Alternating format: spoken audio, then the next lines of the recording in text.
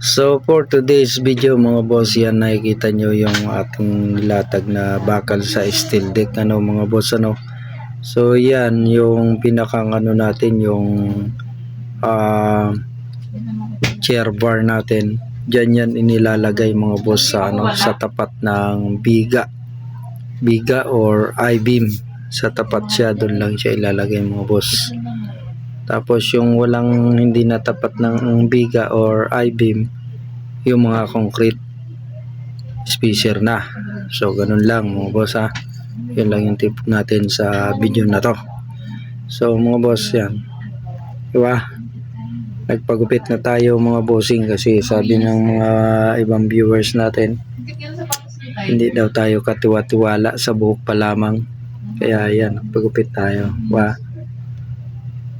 So yun po mga boss, yung unang latag natin ng bakal pa-cross sa steel deck, pa-cross na gano'n.